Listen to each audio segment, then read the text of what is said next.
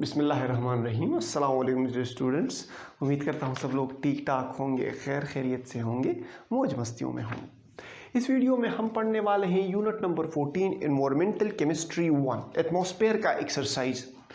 इस चैप्टर के सारी वीडियोस टॉपिक वाइज वीडियो मैंने बनाई हुई है और फिर इसका बाकायदा मैंने एक प्लेलिस्ट बनाया हुआ है। अगर आपको इस चैप्टर से रिलेटेड किसी भी टॉपिक में मसला हो तो सिर्फ आपने करना है कि प्लेलिस्ट वाले सेक्शन में चले जाना है, वहाँ पर इस चैप्टर का जो प्लेलिस्ट है उस पर क्लिक करना है, उस पर आपकी सारी वीडियोस आ जाएंगी। सही है, फिर आपको जो भी टॉपिक में मसला हो वो आप देख सकते हैं। बेसिकली इस वीडियो में हम करने वाले हैं MCQs, शॉर्ट क्वेश्चंस, और इस चैप्टर को टॉपिक वाइज मैंने एक्सप्लेन किया हुआ है, तो आपके लॉन्ग क्वेश्चंस जो हैं वो प्लेलिस्ट से कवर हो जाएंगे। सही है, और बेसिकली हम लॉन्ग क्वेश्चंस भी हम इसमें करने वाले हैं। तो देखिए, मैं बताया आपका इकबाल की शाहीन हो, आपका टाइम बहुत कीमती है, तो आते हैं MCQs की तरफ। इस MCQs से हम स्टार्ट करने वाले हैं यूनिट नंबर 14 एनवायरमेंटल केमिस्ट्री 1 का जो MCQs नंबर 1 है ना, एनवायरमेंटल केमिस्ट्री 1 एटमॉस्फेयर का जो MCQs नंबर 1 है, ओजोन इज प्रेजेंट इन। हमें कहा गया है कि ओजोन कौन से लेयर में प्रेजेंट होता है। मीजोस्फेयर में प्रेजेंट होता है, थर्मोस्फेयर में प्रेजेंट होता है, स्ट्रेटोस्फेयर में प्रेजेंट होता है या ट्रोपोस्फेयर में प्रेजेंट होता है। तो देखो, जो ओजोन होता है वो सेकेंड लेयर ऑफ एटमॉस्फेयर में प्रेजेंट होता है। फर्स्ट हम जो लोअर एटमॉस्फेयर है इसको हम कहते हैं ट्रोपोस्फेयर। ट्रोपोस्फेयर के ऊपर जो स्फेयर है उसे हम कहते हैं स्ट्रेटोस्फेयर। स्ट्रेटोस्फेयर से ऊपर जो है उसे हम कहते हैं मीजोस्फेयर, और मीजोस्फेयर से जो ऊपर है उसे हम कहते हैं थर्मोस्फेयर। सो जो ओजोन है वो second layer of atmosphere stratosphere में प्रेजेंट है। MCQs नंबर 1 का जो करेक्ट ऑप्शन है वो है option C, that is stratosphere. MCQs number 2 की तरफ आते हैं। MCQs नंबर 2 में हमें कहा गया है all are air pollution except. देखिए, हमें कहा कि तमाम एयर पोल्यूशन है एक्सेप्ट कौन सा गैस है जो एयर पोल्यूशन नहीं है, बाकी सब एयर पोल्यूशन। एयर पोल्यूशन की डिफिनीशन ये है ना कि कोई चीज़ अपने मुकर्ररा मिकदार से बढ़ जाए और बढ़ने के साथ साथ उसका हार्मफुल इफेक्ट हो ह्यूमन और लिविंग ऑर्गेनिजम्स पर। जो लाइफ है अर्थ पर, उस पर उसका हार्मफुल इफेक्ट हो, उसको हम कहते हैं एयर पोल्यूशन। अगर कोई चीज़ हद से बढ़ जाए, उसका कोई हार्मफुल इफेक्ट ना हो, तो उसको हम पोल्यूशन नहीं कहते। सही है। सो जो नॉक्स हैं, इस NO2 है, SO2 है, SO3 है, they are oxides of sulphur and oxides of nitrogen, जिसके बेसिकली हार्मफुल इफेक्ट हैं, जिसकी वजह से एसिड रेन्स कास होती हैं और मसले ओजोन डिप्लीशन होती है और ज़्यादा मसले इन्वायरमेंट में होते हैं, accept nitrogen. N2 MCQs number 2 का जो करेक्ट ऑप्शन है option B, nitrogen gas. It is not air pollution. सही है, हालांकि ये एयर में सबसे ज़्यादा मिकदार में मौजूद है। Which one of the following is responsible for global warming. देखिए, हमें कहा गया है कि ग्लोबल वार्मिंग के लिए कौन सी चीज़ रिस्पॉन्सिबल है। तो एक होता है ग्रीन हाउस इफेक्ट और एक होता है ग्लोबल वार्मिंग। जो ग्रीन हाउस इफेक्ट है ना, मतलब सन की रेज आज आती हैं, हाई फ्रीक्वेंसी वाली रेज अर्थ को, लेट्स सपोज ये अर्थ है, इसके हिट करती हैं, फिर जब बाउंस बैक करके जाती है तो ये ग्रीन हाउस गैसेस ना इसे रोकती हैं, जिसकी वजह से जो अर्थ का एटमॉस्फेयर है, अर्थ का जो टेम्परेचर है वो गर्म रहता है। Average temperature of earth is 15 degree centigrade. अगर ये ग्रीन हाउस गैसेस ना होती तो अर्थ का टेम्परेचर -18 डिग्री सेंटीग्रेड तक चला जाता and life on the earth would be nearly impossible. सही है। सो हमें कहा गया है, अब यहाँ पर जो बात की गई है ग्लोबल वार्मिंग की, ग्रीन हाउस इफेक्ट नाइट्रोजन से भी होता है, ऑक्सीजन से भी होता है, ओजोन से भी होता है और कार्बन डाइऑक्साइड से भी ग्रीन हाउस इफेक्ट।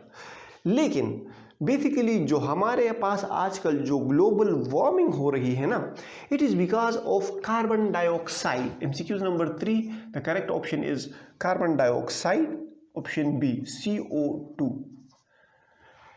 बात यह है ना कि जब हमारे पास एयर पोल्यूशन बढ़ती है तो एयर पोल्यूशन तो हमारे पास ना नाइट्रोजन की वजह से होती है, नाइट्रोजन 78% है इन्वायरमेंट में, ऑक्सीजन 21% है इन्वायरमेंट में, सो टुगेदर दे मेक 99%।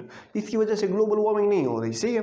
अगर जितने ही हमारे पास इन्वायरमेंट में ऑक्सीजन ज़्यादा होगा, नाइट्रोजन ज़्यादा होगा, उतना हमारे पास इन्वायरमेंट अच्छा रहेगा, सही है। और ओजोन तो हमारे पास ट्रोपोस्फेयर में प्रेजेंट ही नहीं होता, वो तो स्ट्रेटोस्फेयर में प्रेजेंट होता है, अर्थ को प्रोटेक्ट करता है अल्ट्रावायलेट रेडिएशन से। बाकी रही एक बात कार्बन डाइऑक्साइड की, तो कार्बन डाइऑक्साइड हमारे पास जो हम फॉसिल फ्यूल्स को बर्न करते हैं, फायर लग जाता है, वोल्केनिक इरप्शन हो जाता है, इस वजह से हमारे पास जो हम गाड़ियाँ चलाते हैं उस वजह से भी हमारे पास ये कार्बन डाइऑक्साइड जो है ना, ये हमारे इर्द गिर्द जो है वो बढ़ता चला जाता है अपने हमारे ह्यूमन एक्टिविटीज़ की वजह से।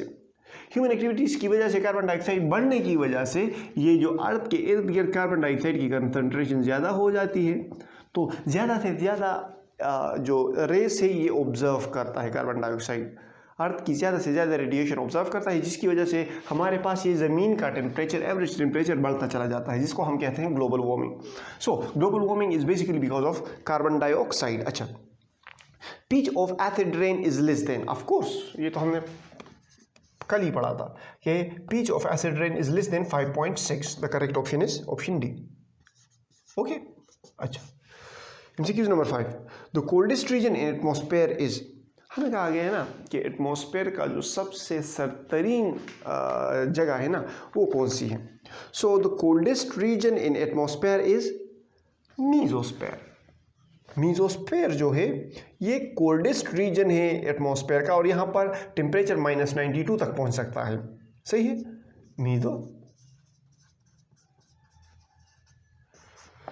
मीजोस्फेयर। अच्छा, MCQs number 6, ozone is formed in presence of ultraviolet radiation from, हमें कहा गया है ना कि ओजोन हमारे पास अल्ट्रावायलेट रेडिएशन जब हमारे पास होती है तो ओजोन हमारे पास किस चीज़ से बनता है।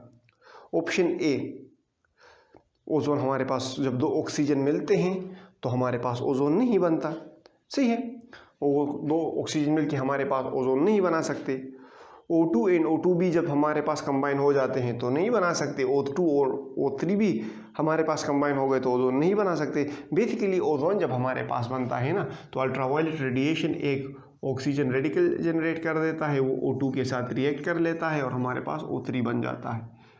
So the correct option is MCQ number 6, the correct option is option B, O and O2, सही है। अच्छा, द गैसेस और gas which is responsible for acid rain is, देखिए हमें गैसेस दिए गए हैं, SOx NO2, SOx, NOx, carbon dioxide, SO2, NO2, CO2 दिए गए हैं और ऑल ऑफ दीज गैसेस दिए गए हैं। हमें कहा गया है कि इसमें से कौन सा गैस रिस्पॉन्सिबल है कार्बन एसिड रेन की वजह, एसिड रेन का बाइस बनता है। तो एमसीक्यूज नंबर 7 का जो करेक्ट ऑप्शन है ना वो है ऑल ऑफ द। बताता हूँ किस तरह। कार्बन डाइऑक्साइड जब एसिड के साथ कांटेक्ट में आता है तो H2CO3 कार्बोनिक एसिड बना देता है। SO2 जब H2O के साथ कांटेक्ट में आता है तो सल्फ्यूरिक एसिड बना देता है। जो नाइट्रिक एसिड है वो जब पानी के साथ कांटेक्ट में आता है तो HNO3 नाइट्रिक एसिड बना देता है। इसी तरह ये वाले एसिड जब पानी में मिलते हैं तो एसिड रेन का बाइस बनते हैं। तो एमसीक्यूज नंबर 7 का जो करेक्ट ऑप्शन है वो है all of them, option D. MCQs number 8 की तरफ आते हैं। On the basis of temperature variation the number of atmospheric regions are, हमें कहा गया है कि टेम्परेचर वेरिएशंस के मुताबिक हमारे पास एटमॉस्फेयर के कितने रीजन्स हैं। तो देखिए टेम्परेचर आप वो 4 मैंने आपको बताया कि ट्रोपोस्फेयर, स्ट्रेटोस्फेयर, मीजोस्फेयर और थर्मोस्फेयर, इन चारों के चारों स्फेयर्स का टेम्परेचर नेचर अलग ही है एक दूसरे से, सही है। मतलब इनमें जो फिनोमेनास होते हैं वो एक दूसरे से मुख्तलिफ हैं, सही है। सो हम कह सकते हैं कि एमसीक्यूज नंबर 8 का जो करेक्ट ऑप्शन है वो है ऑप्शन डी। एमसीक्यू नंबर 8 का जो करेक्ट ऑप्शन है that is option D which is 4। समझ रहे हो? अच्छा, question number 9, the gas which protect earth surface from ultraviolet radiation is. वो तो सभी को पता है, वो तो मुझे आपको बताने की ज़रूरत ही नहीं है कि ज़मीन को अल्ट्रावायलेट रेडिएशन से कौन बचाता है, कौन बचाता है। अल्हम्दुलिल्लाह। अच्छा, जो 9 है ना, 9 MCQs का जो करेक्ट ऑप्शन है वो है option C, that is ozone. वो तो पागल बच्चे को भी पता है कि ओजोन हमें अल्ट्रावायलेट रेडिएशन से हमें बचाता है, और मैं हर वीडियो में बार बार मैंने इस पर इतना फोकस किया है ना। अगर आपको ये नहीं आता ना तो खुदा रहा मेरी वीडियो ना देखिए, मजाक कर रहा हूँ, ये तो आपको सिखाने के लिए है। ये तो मतलब मुश्किल बात है, अगर किसी को पता ना हो तो मतलब वो उसे किस तरह पता चलेगा कि ओजोन हमें अल्ट्रावायलेट रेडिएशन से बचाता है मेरी जान। हाँ, अच्छा, अब आते हैं MCQ नंबर 10 की तरफ। Lowest temperature in troposphere is -56 degree centigrade, -56 degree centigrade तक पहुंच जाता है। जो -56 डिग्री सेंटीग्रेड है, it is the lowest region in troposphere, क्योंकि इस ऊंचाई पर इसका टेम्परेचर -56 डिग्री सेंटीग्रेड तक जाता है। सही है। ये वो तारे के तारे MCQs थे जो हमने कर लिए। अब आते हैं शॉर्ट क्वेश्चंस की तरफ। अब आते हैं unit number 14, environmental chemistry 1, atmosphere के शॉर्ट क्वेश्चंस पर MCQ। इससे पिछले जितने भी वीडियोस हैं इस चैप्टर के वो मैंने बनाए हुए हैं, इसका बाकायदा प्लेलिस्ट में बनाया हुआ है। और बस आपको कोई भी मसला हो बस सिर्फ प्लेलिस्ट में विजिट कर लें, मतलूबा चैप्टर पे जाएं और वहाँ अपनी मर्ज़ी की वीडियोस देखें। सही है, क्योंकि मैंने हर चैप्टर की बाकायदा एक अच्छे से पैटर्न के साथ वीडियोज़ बनाई हुई हैं, बस आपने सिर्फ तवज्जो देनी है, बाकी समझाने का काम हमारा। अच्छा, how ozone layer is depleted in atmosphere. हमें क्वेश्चन नंबर 1 में कहा गया है कि ये जो ओजोन लेयर है O3 की जो लेयर है स्ट्रेटोस्फेयर में, ये किस तरह डिप्लीट होती है। तो देखिए, इसकी जो ओजोन लेयर की डिप्लीशन काज होती है वो 80% CFC से काज होती है। बाकी जो सॉक्स हैं, ऑक्साइड जो sulphur, oxygen itself cause it's depletion, oxygen भी इसकी डिप्लीशन काज कर सकता है, नॉक्स जो हैं वो भी डिप्लीशन काज कर सकते हैं। तो मेनली हम जो फोकस करेंगे वो CFCs पर करेंगे, क्लोरोफ्लोरोकार्बन्स पर। देखिए, CFCl3 इसका स्ट्रक्चर कुछ यूँ है, FCl, Cl और Cl। जैसे ही सनलाइट इस पर पड़ती है, सनलाइट की UV रेडिएशन जब इस पर आती है तो ये CFCl2 में और क्लोरीन में कन्वर्ट हो जाता है, रेडिकल बना देता है क्लोरीन के। यही रेडिकल जो हैं, यही क्लोरीन का जो रेडिकल है ये ओजोन के साथ रिएक्ट कर लेता है और ClO क्लोरीन ऑक्साइड बना देता है, और साथ ही साथ क्लोरो ऑक्साइड और हमारे पास O2 बना देता है। तो ओजोन की क्या हो गई, ओजोन O3 हमारे पास O2 में कन्वर्ट हो गया। O2 हमें अल्ट्रावायलेट रेडिएशन से नहीं बचाता, सही है, मेन जो हमें बचाता है वो O3 बचाता है, तो इसकी डिप्लीशन कहाँ से होगी। अब ये जो ClO बना है ना, ये एक अनदर मोनो ऑक्साइड के साथ जो इन्वायरमेंट में प्रेजेंट है इसके साथ रिएक्ट कर लेगा, एक और क्लोराइड रेडिकल बना देगा और O2 बना देगा। अब ये वाला क्लोरीन रेडिकल वापस इसी तरह का रिएक्शन करेगा, ये बनेगा, फिर ये बनेगा, फिर ये बनेगा, फिर ये वापस यहाँ आके इस तरह ये जो क्लोरीन है ये कैटालिस्ट काम करेगा। मतलब ये ज़्यादा से ज़्यादा क्लोरीन ओजोन को डिप्लीट करेगा और ख़ुद इसे कुछ नहीं होगा कम वक्त को। सही है।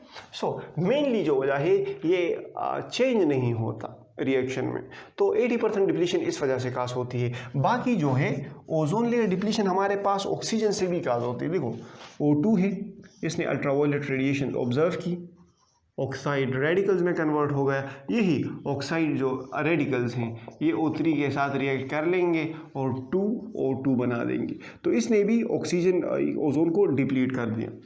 एक और एग्जांपल मैं आपको देता हूँ सॉक्स की। SO2 अल्ट्रावायलेट रेडिएशन इसने ऑब्जर्व की, SO2 रेडिकल में कन्वर्ट हो गया। अब ये O3 के साथ रिएक्ट करेगा तो हमारे पास SO3 बना देगा और O2 बना देगा। तो इस तरह बेसिकली CFCs इस तरह डिप्लीशन करते हैं, सॉक्स और ऑक्सीजन इस तरह, ऑक्सीजन और सल्फर डाइऑक्साइड इस तरह डिप्लीशन करते हैं ओजोन के। This is how the depletion of ozone take place. मैंने आपको रिएक्शन के थ्रू समझाया, सही है। अच्छा, क्वेश्चन नंबर 2 में हमें कहा गया है differentiate between primary and secondary pollutants. Write down the name and sources of greenhouse gases to the atmosphere. तो पार्ट फर्स्ट में हमें कहा गया है कि प्राइमरी और सेकेंडरी पोल्यूटेंट्स हमें बताएं। पार्ट सेकेंड में हमें कहा गया है write down the name and sources of green house gases to the atmosphere. जो ग्रीन हाउस गैसेज हैं एटमॉस्फेयर में, वो उसके सोर्सेज आप हमें बताएं, सही है। नेम और सोर्सेज बताए, तो ये तो दो मुख्तलिफ क्वेश्चंस बन सकते हैं इसके। इस क्वेश्चन के दो पार्ट्स हैं और दोनों एक दूसरे के साथ रिलेट नहीं कर सकते। आपको क्वेश्चन में ये भी कहा जा सकता है कि differentiate between primary and secondary pollutants, it's just one question. और write down the name and sources of green house gas to the atmosphere, it is the second question, सही है। तो चलो इस दोनों क्वेश्चन को एक साथ कर लेते हैं। क्वेश्चन नंबर 2, क्वेश्चन नंबर 2 में हमें कहा गया है कि प्राइमरी पोल्यूटेंट्स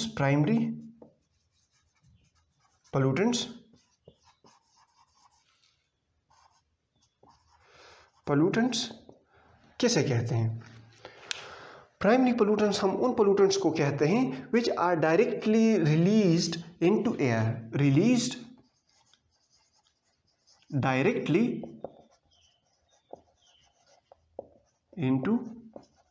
एयर, इसको हम कहते हैं प्राइमरी पोल्यूटेंट्स।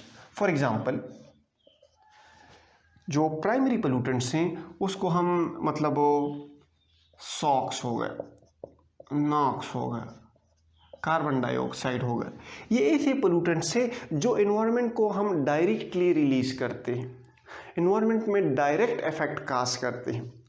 जो सेकेंडरी पोल्यूटेंट्स है on the other hand, they are not release directly into air, they are formed from primary pollutants. Secondary pollutants नाम ही से जाहिर है, they are not formed from primary pollutants, they are not released directly into atmosphere. Basically they are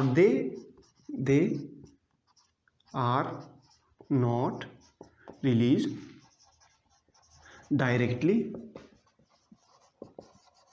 into atmosphere. However, they are formed from primary pollutants.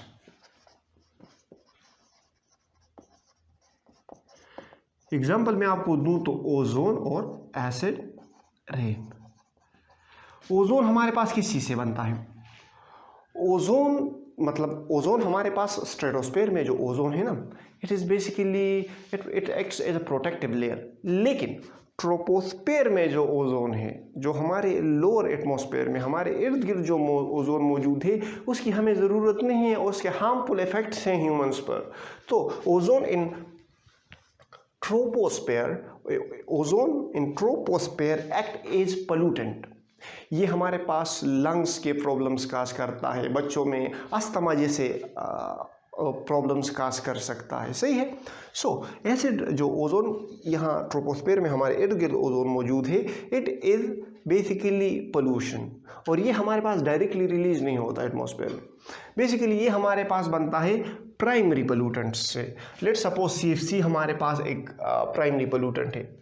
ये हमारे पास जो है oxygen molecule को या ऑक्सीजन एटम को इसके जब ये क्लोराइड रेडिकल बना देता है, तो ये किसी भी ऑक्सीजन के साथ रिएक्ट कर लेता है और इसको ClO के फॉर्म में कन्वर्ट कर देता है। ClO के फॉर्म बन गया, एक ऑक्सीजन हमारे पास रिलीज हो गया। अब ये जो ऑक्सीजन रेडिकल्स हमारे पास, लेट सपोज मैं आपको इस तरह बताता हूँ ना, CfCl3 इसने O2 के साथ रिएक्ट कर दिया तो हमारे पास ClO बना दिया और ऑक्सीजन रेडिकल बना दिया, सही है। ऑक्सीजन रेडिकल बना दिया, यही ऑक्सीजन रेडिकल फिर O2 के साथ रिएक्ट करेगा और हमारे पास O3 बनाएगा। इसी तरह सॉक्स ने हमारे पास इस तरह रेडिकल में कन्वर्ट हो गया, इसने ऑक्सीजन की डिप्लीशन कर दी, O3 में कन्वर्ट होगा और फिर वही ऑक्सीजन रेडिकल O2 के साथ कन्वर्ट करके O3 बना देता है। इसी तरह आपको सिंपल एग्जांपल देता हूँ एसिड रेन की, H2SO4, HNO3, ये हमारे पास बनते हैं सॉक्स से, SO2 से, SO3 से। H2SO4 हमारे पास NO2 से बनता है। इसी तरह जो कार्बोनिक एसिड है HCO3 हमारे पास कार्बन डाइऑक्साइड से बनता है। तो ये हमारे पास प्राइमरी पोल्यूटेंट्स हैं, ये हमारे पास सेकेंडरी पोल्यूटेंट्स हैं। ये इन्वायरमेंट में डायरेक्ट रिलीज नहीं होते, वाटर के साथ रिएक्ट कर लेते हैं और ये वाले एसिड्स बना देते हैं और उनमें मिक्स होके एसिड रेन का बाइस बनते हैं। सो आप, आई होप मैंने आपके क्वेश्चन का आंसर क्लियर कर दिया होगा। अच्छा, अब ग्रीन हाउस गैसेज की तरफ आते हैं। ग्रीन हाउस गैसेस को डिस्कस कर लेंगे, इसके नेचुरल और मैन मेड और we can say anthropogenic sources को डिस्कस कर लेंगे। ये इस क्वेश्चन का पार्ट ए था और ये इस क्वेश्चन का पार्ट बी हो जाएगा। इस पे क्या लानत पड़ गई है वह। अच्छा, मेन सोर्सेज जो ग्रीन हाउस गैसेस हैं, ये तो मैंने आपको समझाया ना कि ग्रीन हाउस, देखिए हमारे इन्वायरमेंट, हमारे एटमॉस्फेयर में जो सन से रेज आती हैं, मैंने आपको पिछले भी समझाया कि ये सन रेज आती हैं, ये लेट सपोज अर्थ है, तो हाई फ्रीक्वेंसी होने की वजह से अर्थ में एंटर तो हो जाती हैं, लेकिन जब ये बाउंस बैक करती हैं इनकी फ्रीक्वेंसी लो होती है।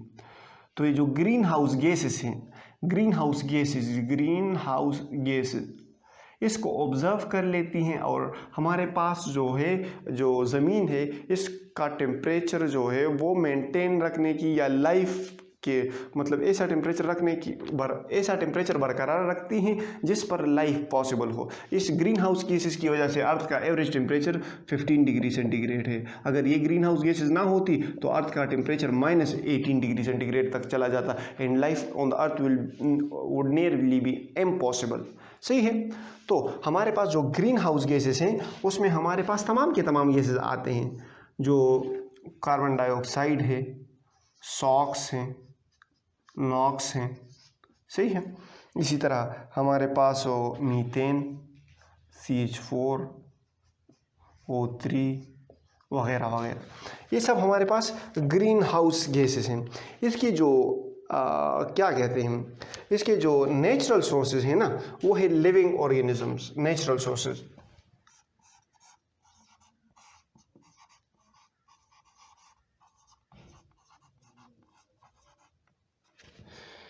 इनके नेचुरल सोर्सेज है लिविंग ऑर्गेनिजम्स,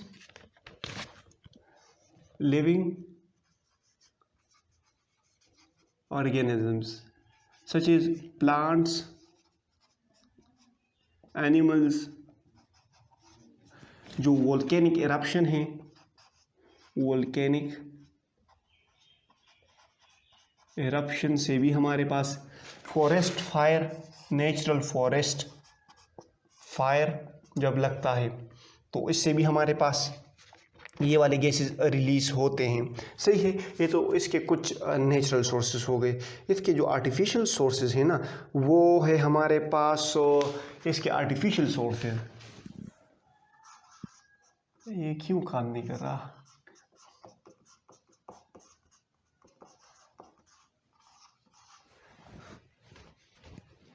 आर्टिफिशियल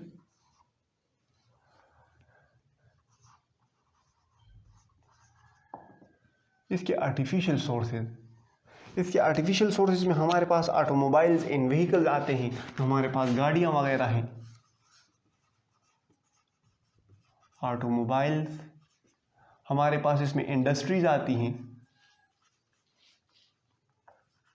और burning of fossil fuels such as petroleum, petrol, gas और भी जो पेट्रोल, नेचुरल गैस और coal, burning of fossil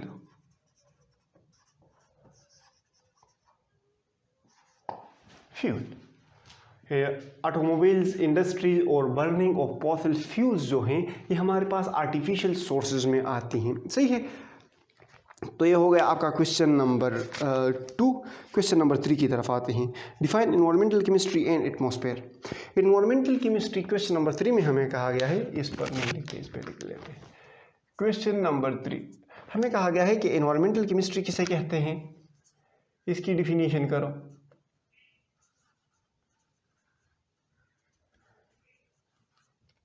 environmental chemistry किसे कहते हैं और एटमॉस्फेयर हमारे पास क्या बला है, इन दोनों की डिफिनीशन करो। तो environmental chemistry is basically study of environment and changes occurring in it, study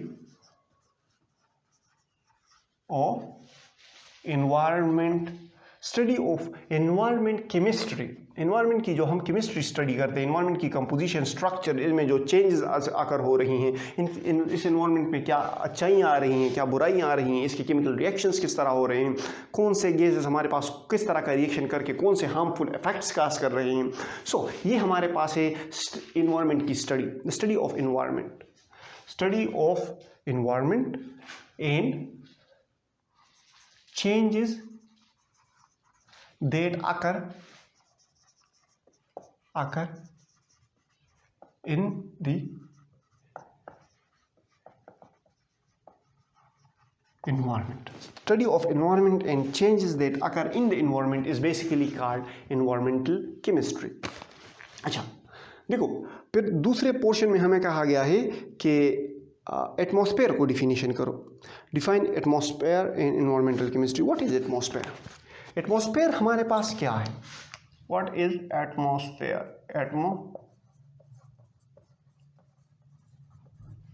देखिए, ये हमारे पास जमीन है, अर्थ है, इसके इर्द गिर्द जो हवा है ना, इसके इर्द गिर्द जो गैसेस हैं, बेसिकली ये हमारे पास है atmosphere. We can say the atmosphere is a thick layer of air, thick layer of air surrounding the earth. Thick layer of air surrounding the earth is basically what we call atmosphere. सही है, समझ आ गया यहाँ तक? अच्छा, question number 4 में हमें कहा गया है write briefly, sketch and briefly discuss the composition of atmosphere by mentioning the percentage of each component. हमें कहा गया है कि ब्रीफली आप एक स्केच ड्रा करो जिसमें आप इन्वायरमेंटल की कंपोजिशन बता सको कि इन्वायरमेंट हमारे पास किस चीज़ से कंपोज हुआ है, और फिर आप उस चीज़ की हर जो है वो परसेंटेज, मतलब उस गैसेस की परसेंटेज भी आप हमें बताओ कि उस गैस का परसेंटेज वो इन्वायरमेंट में कितने परसेंट प्रेजेंट है। तो देखिए, atmosphere is basically the mixture of gases, mixture of different gases, nitrogen, oxygen, carbon dioxide, hydrogen, water molecule, argon, helium, बहुत ज़्यादा एटमॉस्फेयर में गैसेस मौजूद हैं। सही है। जो मास है एटमॉस्फेयर का वो approximately 4.5 to 5 multiply by 10⁻⁻15 tons हैं, मेट्रिक टन्स हैं। सही है। और इसकी डेंसिटी 0.0013 ग्राम पर सेंटीमीटर क्यूब है। ये एनवायरनमेंट की मैंने आपको जनरल डिस्कशन करके दी ना कि इसकी डेंसिटी 0.0013 ग्राम पर सेंटीमीटर क्यूब है। इसका जो मास है वो 4.5 to 5 multiply by 10⁻15 metric tons हैं।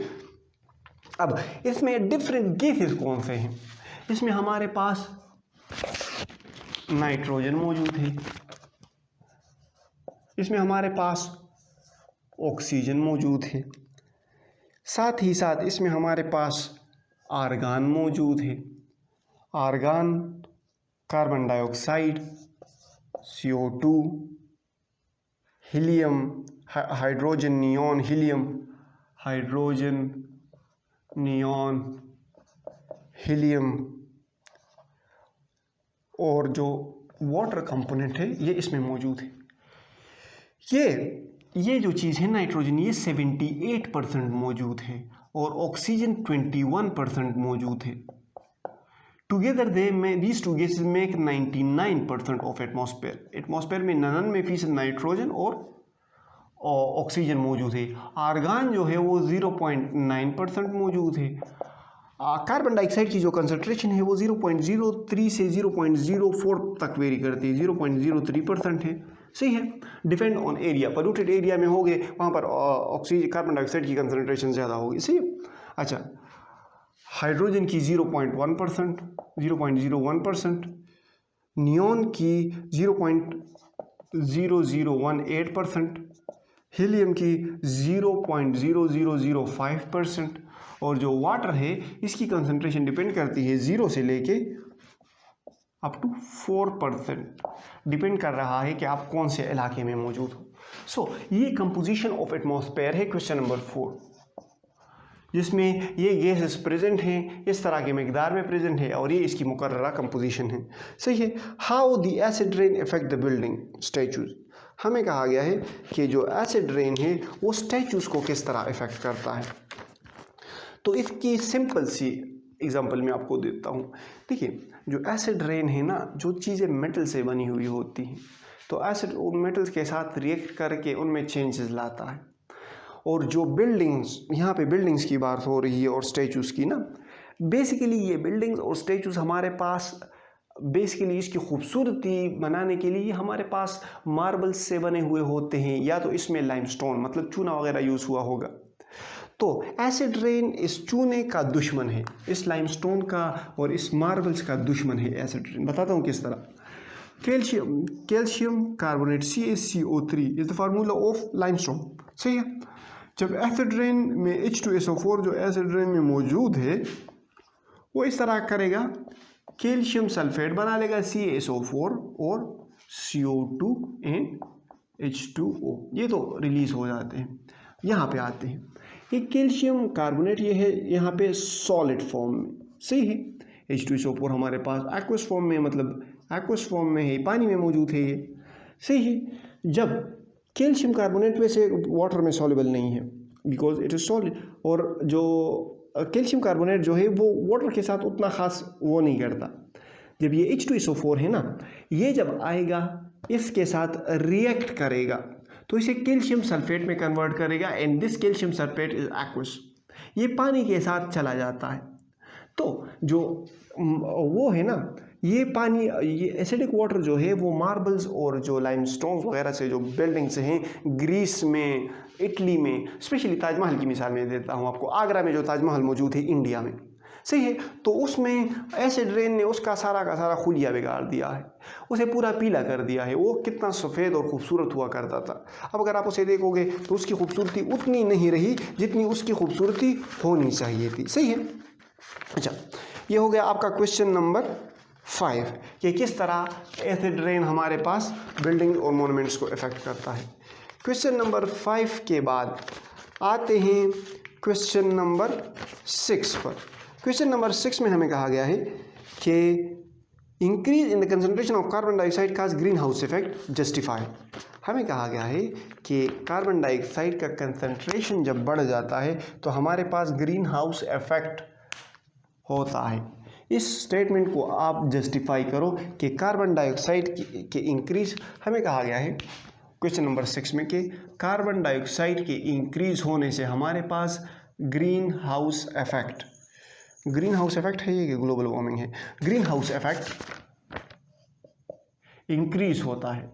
इस स्टेटमेंट को आप जस्टिफाई करो कि कार्बन डाइऑक्साइड के परसेंटेज बढ़ने से ग्रीन हाउस इफेक्ट क्यों बढ़ता है। देखिए, ये है, मैंने आपको एग्जांपल दे दी अर्थ की। अर्थ, ये है हमारे पास सन। सन से रेडिएशन आती हैं लो हाई फ्रीक्वेंसी वाली। सही है। एटमॉस्फेयर में इंटर होती हैं, अर्थ तक पहुंचती हैं, लेकिन जब ये बाउंस बैक करती हैं तो इनकी फ्रीक्वेंसी लो हो जाती है। अब यहाँ पर एटमॉस्फेयर में जो कार्बन डाइऑक्साइड मौजूद है ना, ये इसे ऑब्जर्व कर लेता है। कार्बन डाइऑक्साइड जब इन रेडिएशन को ऑब्जर्व कर लेता है तो हमारे पास ये जो टेम्परेचर है ना, अर्थ के इर्द गिर्द जितने भी कार्बन डाइऑक्साइड इसे ऑब्जर्व कर रहे हैं वो अर्थ के टेम्परेचर को बढ़ाएंगे। टेम्परेचर हमारे पास बढ़ेगा अर्थ का। सही है। जैसे ही ये टेम्परेचर को बढ़ाएंगे, इस फिनोमेना को हम कहते हैं the warming of earth is basically called green house effect. अब जितना ही कार्बन डाइऑक्साइड का कंसंट्रेशन ज़्यादा होगा, जितना ही CO2 ज़्यादा होगा, उतनी जो रेस हैं सन की जो रेस हैं जो बाउंस बैक कर रही हैं, उतनी ही वो ज़्यादा ऑब्जर्व होंगी। जितना ज़्यादा कार्बन डाइऑक्साइड उतनी ज़्यादा ये रेज ऑब्जर्व करेगा, और जितनी ज़्यादा रेज ऑब्जर्व होंगी उतना ही ज़्यादा हमारे पास टेम्परेचर बढ़ेगा। 10 लेट सपोज 10 कंपाउंड से कार्बन डाइऑक्साइड की, तो वो कम हीट ऑब्जर्व करेंगे बनिस्बत 100 कार्बन डाइऑक्साइड कंपाउंड्स की। लेट सपोज एग्जाम्पल दे रहा हूँ मैं आपको, लेट सपोज अर्थ के गिर्द दिए 1 2 3 4 5 6 7 कार्बन डाइऑक्साइड हैं, ये कम हीट ऑब्जर्व करेंगे बनिस्बत अगर अर्थ के गिर्द 70 कार्बन डाइऑक्साइड हों। तो इस तरह मैंने आपको जस्टिफाई किया कि कार्बन डाइऑक्साइड की जो अर्थ की लो फ्रिक्वेंसी वाली रेडिएशन है जो बाउंस बैक कर रही हैं, उसे कार्बन डाइऑक्साइड ऑब्जर्व कर रहा है, और कार्बन डाइऑक्साइड इसे ऑब्जर्व करने की वजह से वार्मिंग ऑफ अर्थ का जो माहौल है वो काफ़ी इफेक्ट होता है, ठीक है। और ये जो है this is what we called green house effect. अच्छा, इसको हम ग्रीन हाउस इफेक्ट कहते हैं। आई होप आपको समझ आ गया होगा, अभी भी नहीं आया तो फिर मैं आपको दुआ के अलावा और कुछ नहीं दे सकता। क्वेश्चन नंबर 7 की तरफ आते हैं। Briefly discuss how acid rain effect aquatic life. हमें कहा गया है क्वेश्चन नंबर 7 में कि एक्वेटिक लाइफ क्वेश्चन नंबर 7, ये क्यों काम नहीं कर रहा, पता नहीं, बारिश हो गई थी शायद, बारिश में वो बाहर रह गए हों। देखो, एक्वेटिक लाइफ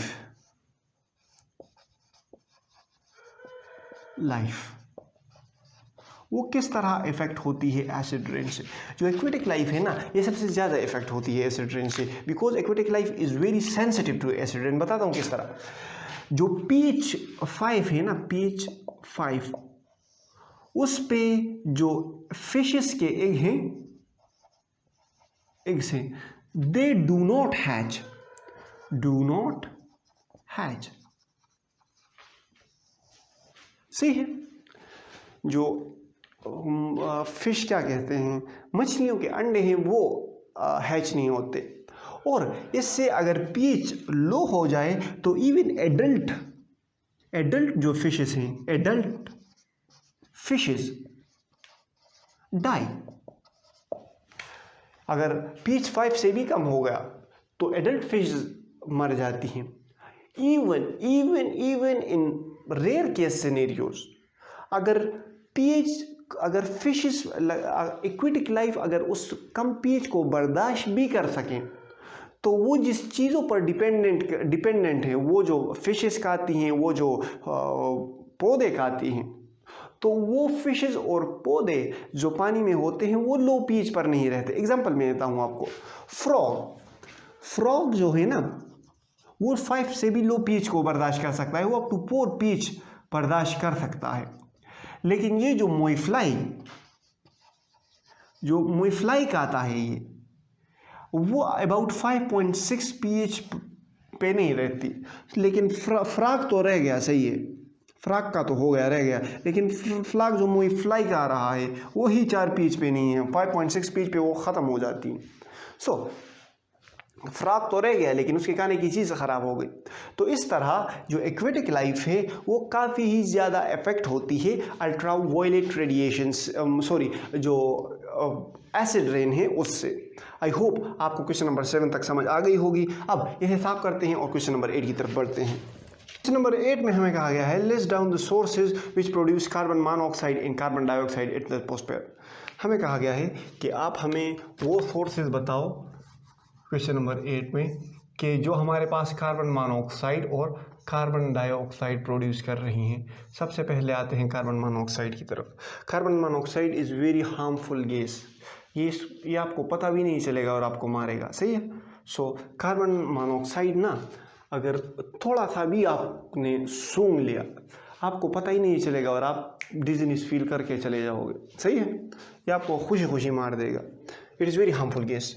जो कार्बन मोनोऑक्साइड है ना, वो हमारे पास volcanic eruption, natural gas, electric discharge, marshes और सीड जर्मिनेशन वगैरह से हासिल होती हैं। जो वोल्केनिक एरप्शन है, देखो जो नेचुरल सोर्सेज है ना इसके, वो बेसिकली नेचुरल मतलब जो इमिशन ऑफ फॉसिल फ्यूल्स हैं, हम कहेंगे कि volcanic eruption. natural gas emission, और we can say burning of fossil fuels से जो हमारे पास marshes एरिया हैं, marshes एरिया दलदली इलाके हैं, उसमें जो हमारे पास जो सीड जर्मिनेशन होती है उससे हमारे पास carbon dioxide main natural sources से प्रोड्यूस होता है। मेन मेड सोर्सेज क्या हैं वो तो सबको पता है, वो तो ऑटोमोबाइल्स हैं, ऑटोमोबाइल्स और व्हीकल्स। जो बेसिकली हमारे पास स्टील और आयरन इंडस्ट्रीज है, स्टील एंड आयरन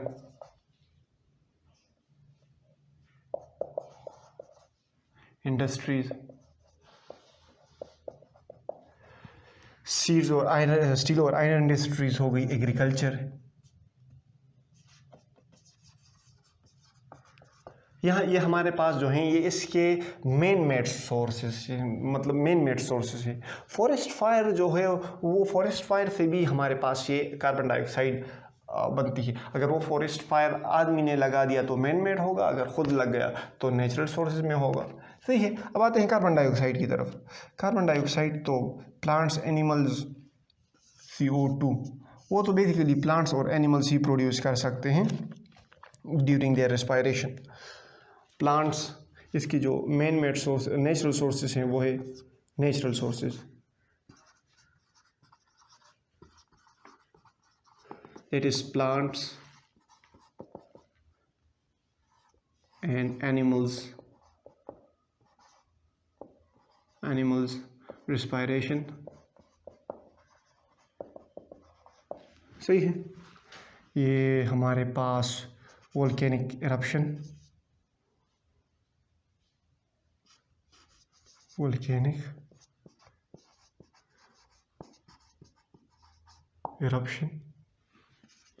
जो फॉरेस्ट फायर मैंने आपको बता दिया, फॉरेस्ट फायर ये गर्मियों के मौसम में खुद भी लगता है। तो जो फॉरेस्ट फायर है वो भी हमारे पास कार्बन डाइऑक्साइड के बनने का वजह बनता है नेचुरल सोर्सेज में। इसके जो मेन मेड सोर्सेज हैं वो तो आपको पता है कि इंडस्ट्रीज हैं, व्हीकल्स और ऑटोमोबाइल्स, जो गाड़ियां हैं ना, व्हीकल्स वगैरह, इंडस्ट्रीज हो गई, व्हीकल्स हो गए, जो बर्निंग ऑफ फॉसिल फ्यूल्स हैं, burning of fossil fuels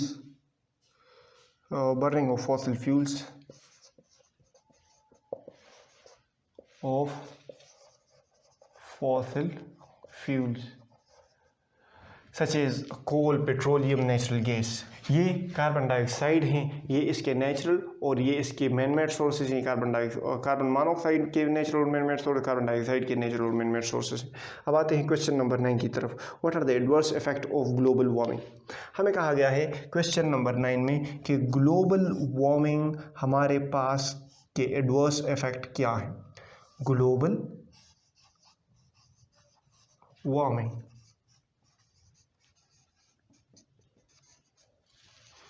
global warming is basically increase in temperature of earth। जब अर्थ का टेम्परेचर बढ़ता है इसको हम बेसिकली कहते हैं ग्लोबल वार्मिंग। लेट सपोज ये है अर्थ, जो पोल्यूशन हम काज कर रहे हैं वो ग्रीन हाउस इफेक्ट काज करेंगे। जितना ही ज़्यादा हमारे पास पोल्यूशन होगा उतना ही ज़्यादा हमारे पास जो कार्बन डाइऑक्साइड है वो प्रोड्यूस होगा मेनली। सही है। ये कार्बन डाइऑक्साइड इस अर्थ के इर्द गिर्द बढ़ जाएगा और हमारे पास जो है ज़्यादा से ज़्यादा रेज ऑब्जर्व करके ग्लोबल वार्मिंग काज करेगा। अब हमें कहा गया कि ग्लोबल वार्मिंग के इफ़ेक्ट्स क्या क्या हैं। देखिए सिंपल सी बात है, इसके इफ़ेक्ट्स, इस सवाल को आप याद ना करो, ये एक दूसरे के साथ इंटरलिंक है, वो आपको खुद ब खुद याद हो जाएगा। ग्लोबल वार्मिंग हो गई, ज़मीन गर्म हो गई, तो ज़मीन में जो मौजूद ग्लेशियर्स हैं, बर्फ पानी तोदे जो हैं, ग्लेशियर्स, जो आइस कैप्स हैं, जो ग्लेशियर्स और आइस कैप्स हैं, ये काफ़ी अंटार्कटिका और उस साइड पे आप चले जाओ ना तो काफ़ी बड़े बड़े शहरों से बड़े बड़े जो गठान है वो उसके फॉर्म में ये पानी हमारे पास स्टोर हुआ होता है। सो ग्लोबल वार्मिंग होगी तो ये चीज़ें मिल्ट होगी तो जाहिर सी बात है आसमान में तो नहीं जाएंगी, ये जो है सी में आएंगी, समंदरों में आएंगी। सी लेवल बढ़ेगा, सी लेवल बढ़ जाएगा। सी लेवल बढ़ेगा तो हमारे पास किस चीज़ के ख़तरात हैं? फ्लड्स आने के, तूफ़ान आने के, और कार्बन डाइऑक्साइड की वजह से हमारे पास जो स्टॉर्म्स वगैरह आती हैं, जो हेरिकेन्स और स्टॉर्म्स वगैरह आती हैं, वो भी हमारे पास कार्बन डाइऑक्साइड ही की वजह से आती है। और हमारे पास जो ज़मीन है ना, ये पानी ज़मीन को कवर कर लेगा। अब ये जो पानी ज़मीन को कवर करेगा तो वो पानी तो यूज़ रहने के लायक ही नहीं रहेगी। तो देखो, सैलाब आने के ग्लेशियर्स मेल्ट होते हैं ग्लोबल वार्मिंग से। ग्लोबल वार्मिंग से सी लेवल बढ़ता है। ग्लोबल वार्मिंग से फ्लड्स, सैलाब आने के चांसेस होते हैं। ग्लोबल वार्मिंग से हमारे पास जब सैलाब आएंगे तो हमारे क्रॉप्स इफ़ेक्ट होंगे, क्रॉप्स की पैदावार ख़राब होगी। जो हमारे पास हेरिकेन और स्टॉर्म्स वगैरह आते हैं, देखो ग्लोबल वार्मिंग की वजह से हमारे पास जो विंड फ्लो होता है ना, हवा का चलना, वो इस तरह होता है कि वार्म एंड कोल्ड एयर एक दूसरे में इंटरमिक्स होते हैं और इस तरह के इस वजह से हवाएं हमारे पास चलती हैं। सही है। अब ग्लोबल वार्मिंग हो गई तो ये वाली हवा बहुत ज़्यादा गर्म हो जाएगी। सही है। और ये कोल्ड एयर तेज़ी से इस तरफ आएगी, ये वार्म एयर एक तेज़ी से इस तरफ जाएगी, जिसकी वजह से हमारे पास ये जो स्टॉर्म्स हैं ना, ये जो तेज़ हवाएं चल रही हैं, वो काश होंगी। समझ रहे हो? तो इसी तरह हमारे पास जो हेरिकेन्स, स्टॉर्म्स वगैरह आती हैं, वो भी हमारे पास ग्लोबल वार्मिंग से आती हैं। These were the adverse effects of global warming, मैंने आपको बताया। सही है। What is the importance of ozone? Ozone की अहमियत क्या है? ओजोन की अहमियत ये है ना, ओजोन O3, इसकी अहमियत ये है कि it protect us from the ultraviolet radiation of sun. Ozone हमारे पास स्ट्रेटोस्फेयर में एक लेयर मौजूद है जिसको हम ओजोन प्रेजेंट की वजह से ओजोनोस्फेयर भी कहते हैं। वहाँ पे ओजोन हमारे पास मौजूद है। ओजोन ये यूवी रेडिएशंस जो है, रेडिएशंस ऑब्जर्व करता है और अर्थ को प्रोटेक्ट करता है। किस चीज़ से? हार्मफुल रेडिएशंस ऑफ सन। ये हो गए आपके 10 के 10 शॉर्ट क्वेश्चंस। अब आते हैं लॉन्ग क्वेश्चंस की तरफ। देखिए, long question, sketch and identify the different layers of atmosphere. देखिए, ये मैंने आपको इससे पिछले वीडियोस में पढ़ाए हुए जो भी लॉन्ग क्वेश्चंस है ना, ये मैंने इस टॉपिक के सारे, ये इस टॉपिक से ही आए हैं। और इस चैप्टर के सारे टॉपिक वाइज वीडियोस मैंने बनाए हुए हैं, उसका बाकायदा प्लेलिस्ट मैंने बनाया हुआ है। बस सिर्फ आपने करना ये है कि अगर आपने लॉन्ग क्वेश्चंस में आपको वीडियो देखनी हो किसी लॉन्ग क्वेश्चंस पर, तो प्लेलिस्ट में चले जाएँ, वहाँ पर इस चैप्टर की सारी वीडियोज़ आ जाएंगी। फिर आप अपने लॉन्ग क्वेश्चन के मुताबिक वीडियो देख लें। आई होप आपको समझ आ गया होगा। अभी भी समझ नहीं आया तो हम किस लिए हैं? आपकी खिदमत के लिए ही तो है ना। आपको यही कहेंगे आखिर में कि हंसते रहें, मुस्कुराते रहें, दिलों का ख्याल रखें, खुशियाँ बांटें। अल्लाह हाफ़िज़।